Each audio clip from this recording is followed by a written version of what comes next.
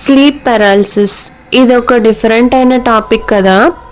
కొంతమంది ఏమో నా కల్లోకి దెయ్యం వచ్చింది, నా గుండెల మీద కూర్చుని, నేను ఆ టైంలో కనీసం నా చేతులు కాళ్ళు కూడా కదిలించలేకపోయాను, నేను చనిపోతానేమో అనుకున్నాను అని కొంతమంది చెప్తే, ఇంకొంతమంది ఏమో స్లీప్ పారాలిసిస్ అంటే అది మన బ్రెయిన్ క్రియేట్ చేసే ఒక ఇల్యూజన్ అంతే, అది జస్ట్ నార్మల్ థింగే, అక్కడ దెయ్యం లేదు ఏమీ లేదు అని ఇంకొంతమంది చెప్తూ ఉంటారు.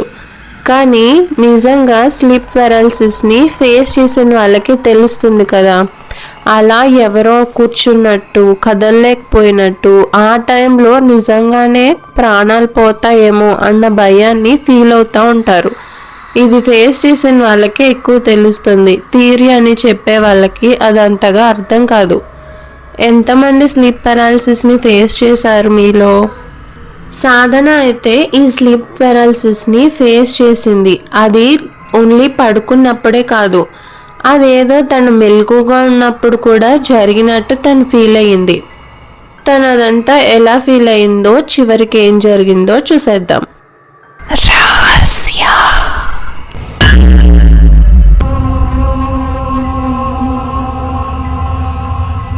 హాయ్, నా పేరు సాధన.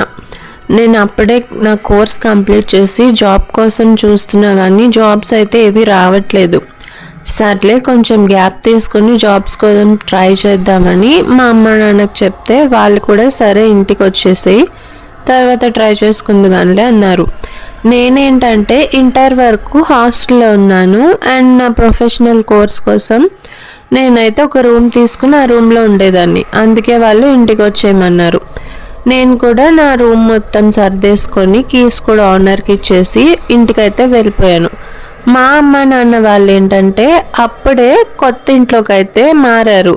అది కూడా అద్దిల్లే, బట్ కొంచెం పెద్ద ఇల్లు అనమాట. నేను కూడా వస్తున్నానని చెప్పా కదా, నా కోసం కూడా కొంచెం సరిపోతుంది కదా అని పెద్ద ఇల్లు అయితే తీసుకున్నారు. మాకైతే మా అమ్మ నాన్నకు ఒక రూము, నాకు ఒక తమ్ముడు కూడా ఉన్నాడు, వాడికి ఒక రూమ్ నాకు ఒక రూమ్, 3 bedrooms ఉన్న ఇల్లు అయితే తీసుకున్నారు. ఆ ఇల్లు ఏంటంటే కొంచెం ఊరికి చివరగా ఉన్నట్టు ఉంటుంది, కానీ ఇల్లు అయితే చాలా బాగుంది, కొంచెం పెద్దగా స్పేషియస్గా అండ్ చుట్టూ ఉన్న క్లైమేట్ అంతా సరౌండింగ్స్ అంతా చాలా బాగుంటుంది, గ్రీనరీగా కొండలతో చూడడానికైతే చాలా అందంగా ఉంటుంది.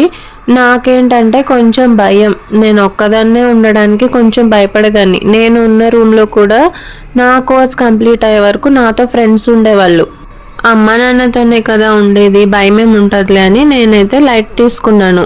కానీ మా అమ్మ ఏం చెప్పేదంటే అప్పుడప్పుడు ఈ ఇల్లు ఏంటో కొంచెం డిఫరెంట్గా ఉంది, అదొక రకమైన శూన్యంలాగా అనిపిస్తుంది, ఇల్లు ఏదో ఖాళీగా ఉన్నట్టు అనిపిస్తుంది, ఏదో నెగిటివ్ ఎనర్జీ ఫీల్ అవుతున్నాను నేను అని చెప్పింది.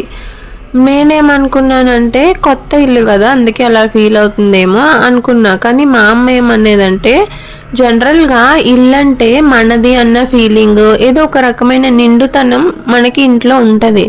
కానీ కొత్త ప్లేసెస్కి వెళ్ళినప్పుడు ఎలా ఉంటుంది, ఏదో వెల్తిగా ఏదో మిస్ అయిన ఫీలింగ్ అయితే మనకి కొత్త ఇంట్లో ఉంటుంది. అలా ఫీల్ అవుతున్నాను నేను అనేది. మేమేమన్నామంటే కొత్త ఇల్లు కదా అలాగే ఉంటుందిలే అన్నాం. ఇంట్లోకి వచ్చి చాలా రోజులైంది, నాకు ఇంకా ఆ ఫీలింగ్ అయితే పోవట్లేదు అని చెప్పింది.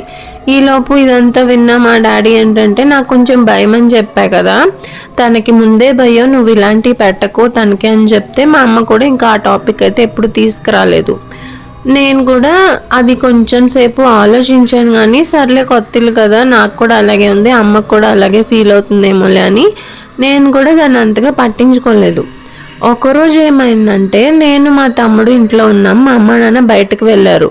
మేము హాల్లో కూర్చొని టీవీ చూస్తున్నాం. అలా చూస్తూ చూస్తూ నైట్ 11 అయితే అయిపోయింది, వాళ్ళైతే ఇంకా ఇంటికి రాలేదు.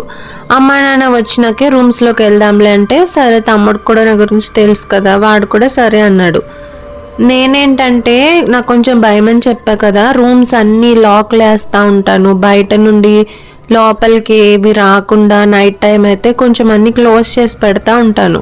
మేమున్న ఇంటికి మెయిన్ డోరు బ్యాక్ డోరు 2 ఉంటాయి. మెయిన్ డోర్ని రెండింటిని నేనైతే క్లోజ్ చేసేస్తూ ఉంటాను. మేము హాల్లో కూర్చున్నాం కదా, మెయిన్ డోర్ అయితే మాకు ఎదురుగానే ఉంది, బ్యాక్ డోర్ కూడా నేను హాల్లో కూర్చుంటున్నాం కదని దానికి లాక్ వేసేసి వచ్చాను. అలా టీవీ చూస్తుంటే నైట్ 11 అయ్యేసరికి ఆ డోర్ ఓపెన్ అయ్యి మళ్ళీ క్లోజ్ చేసి లాక్ వేసిన సౌండ్ అయితే వచ్చింది. నాకేం అర్థం కాలేదు. నేను లాక్ వేసి వచ్చాను కదా, డోర్ ఎవరో తీసి మళ్ళీ వేసినట్టు సౌండ్ వస్తుంది కదా, టక్మన్ సౌండ్, ఆ సౌండ్ వచ్చింది. లాక్ తిప్పిన సౌండ్ కూడా వచ్చింది. నాకైతే ఇంకా చాలా భయం వేసి డోర్ వేసి వచ్చాను కదరా, డోర్ మళ్ళీ క్లోజ్ అయినట్టు ఎవరో వేసినట్టు సౌండ్ వచ్చింది, ఏంటి నీకు కూడా వినిపించింది అంటే అవును నాకు కూడా వినిపించింది అన్నాడు వాడు. ఇంకా నాకైతే చాలా భయం వేసి ఒకసారి రా వెళ్ళి చూద్దామంటే వాడు కూడా నాతో పాటు వచ్చాడు. కానీ అక్కడైతే ఏం లేదు. నేను ముందు డోర్ ఎలా క్లోజ్ చేశానో అలాగే క్లోజ్ చేసింది. అక్క ఏం లేదు, మనకు అలా వినిపించి ఉంటుందిలే గాలి సౌండ్, ఏం లేదు భయపడకంటే ఇంకా నేను కూడా వదిలేశాను. కాసేపటికి మా అమ్మ నాన్న కూడా వచ్చేసారు. మేమైతే ఇంకెవరి రూమ్స్లోకి వాళ్ళు వెళ్ళిపోయి పడుకున్నాం. ఆ రోజుకైతే ఇంకా నాకు అలాంటివేమీ అనిపించలేదు ఇంకా. కానీ కొన్ని రోజులకైతే నా లైఫ్లో నరకం అంటే ఎలా ఉంటుందో నేనైతే ఫేస్ చేశాను. ఎందుకంటే కొన్ని రోజుల తర్వాత నుండి నాకైతే స్లీప్ పారాలిసిస్ రావడం స్టార్ట్ అయింది. స్లీప్ పారాలిసిస్ అంటే ముందే చెప్పాను కదా, మన గుండెల మీద ఎవరో కూర్చున్నట్టు, మనని ఏదో ఎంటిటీ దెయ్యం లాంటిది అబ్జర్వ్ చేస్తున్నట్టు మనకి ఫీల్ అవుతూ ఉంటుంది. ఆ టైంలో మనం కనీసం మన చేతులు కూడా కదిలించలేం. అలాంటి ఫీలింగ్ అయితే నేను ఎక్స్పీరియన్స్ చేశాను. ఇది 1-2 సార్లు కాదు, కనీసం వారంలో ఒక 2-3 సార్లు అయినా ఇలాంటిది నేను ఫేస్ చేస్తూ ఉండేదాన్ని. నేను మా ఇంట్లో వాళ్ళకి చెప్పాను కానీ వాళ్ళైతే దాన్ని అంతగా పట్టించుకోలేదు. నేను ఇలా ఫేస్ చేస్తూ నాకు అదైతే అలవాటైపోయింది. నైట్ అవ్వడం, ఏదో వచ్చిన ఎదురుగుండా కూర్చొని ఉండడం, నేను దాన్ని చూసి భయపడడం, నా కాళ్ళు చేతులు కూడా కదిలించలేకపోవడం, ఇదైతే నాకు కామన్ అయిపోయింది. కానీ ఒక్కరోజైతే నేను ఫేస్ చేసింది అది నా జీవితంలో నేను మర్చిపోలేను. ఆ రోజు రాత్రి ఏమైందంటే నేను పడుకున్నాను. జనరల్గా స్లీప్ పారాలిసిస్ వెలకిలా తిరిగి పడుకున్నప్పుడు ఫేస్ చేస్తాం అంటూ ఉంటారు కదా, అందుకని నేనేంటంటే పక్కకు తిరిగి పడుకోవడం, బోర్లా తిరిగి పడుకోవడం అలవాటు చేసుకున్నాను.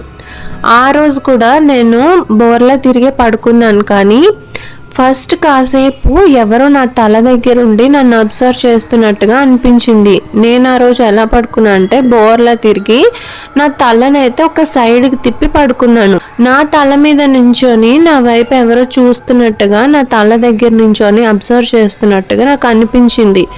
ఆ టైంలో నేను నా చేతులు కనీసం నా తల కూడా తిప్పలేకపోయాను. కొంచెం సేపటికి ఏమైందంటే తల దగ్గర నించున్నారని చెప్పాను కదా, వాళ్ళు వచ్చి నా వీపు మీద ఎక్కినట్టు నాకు అనిపించింది.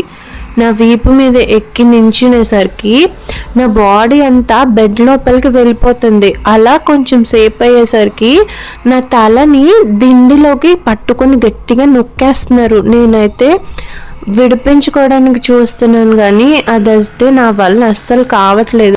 నేనైతే ఆ రోజు నిజంగా చచ్చిపోతానేమో అనిపించింది. ఎందుకంటే నాకు ఊపిరి తీసుకోవడానికి కూడా అసలు కుదరట్లేదు, కాళ్ళు చేతులు అయితే కదలట్లేదు, అది ఆబ్వియస్. కానీ ఊపిరి ఆడడం కూడా నాకు తెలియట్లేదు.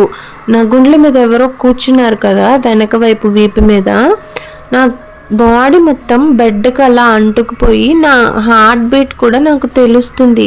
నా లంగ్స్లో ఎయిర్ కూడా వెళ్ళట్లేదు, గాలి నా ఊపిరితిత్తులోకి వెళ్ళనట్టు ఆ పైనుండి వచ్చే ఫోర్స్ అలా నాకు ఊపిరి తీసుకోవడానికి కూడా ఇబ్బంది అయ్యేలా చేస్తున్నట్టుగా నాకు అనిపించింది. ఆల్మోస్ట్ నేను ఇంకా స్పృహ కోల్పోతాను అనుకునే టైంకి అయితే ఆ ఫోర్స్ నా మీద నుండి తప్పుకున్నట్టు నాకు అనిపించి వెంటనే లేచి కూర్చొని నేను వాటర్ అయితే తాగాను. ఆ తర్వాత కొన్ని రోజులకి నాకు జాబ్ అయితే వచ్చింది. నేను మా ఇంటి నుండి అయితే వెళ్ళిపోయాను. ఆ రోజు రాత్రి నేను మా అమ్మ నాన్నకు కూడా ఎప్పటిలాగే ఆ రోజు జరిగింది చెప్పాను కానీ వాళ్ళైతే నమ్మలేదు. కానీ ఫేస్ చేసింది నేను కదా, నాకు తెలుసు. నేను వేరే ఊరైతే వెళ్ళిపోయాను జాబ్ వచ్చిందని. ఇంకా మా ఇంటికైతే నేను ఆ రోజు నుండి వెళ్ళడం తగ్గించేశాను. మా అమ్మ కూడా గమనించింది కానీ తను కూడా మా నాన్న అలా చెప్పడం వల్ల ఏమో నన్నైతే ఇంటికి రమ్మని ఫోర్స్ చేయలేదు. కానీ అప్పుడప్పుడు పండగలకైనా వెళ్ళాలి కదా, తప్పదు, వెళ్తూ ఉంటాను. కానీ నేనైతే నా రూమ్లో అయితే ఎప్పుడు పడుకోలేదు. ఒకవేళ పడుకున్నా మా అమ్మ వచ్చి నాతో ఉండేది. నేను అలా వెళ్ళి ఒక 1 or 2 days ఉండి వెనక్కి అయితే వచ్చేసేదాన్ని. మీకు కూడా ఇలాంటి స్లీప్ పారాలిసిస్ ఎప్పుడైనా ఫేస్ చేశారా? అసలు నిజంగా స్లీప్ పారాలిసిస్ అప్పుడు నిజంగానే దెయ్యం వచ్చి మనల్ని ఇబ్బంది పెడుతుందంటారా? అండ్ మీకు కనుక వీడియో నచ్చితే మర్చిపోకండి లైక్, షేర్ అండ్ సబ్స్క్రైబ్.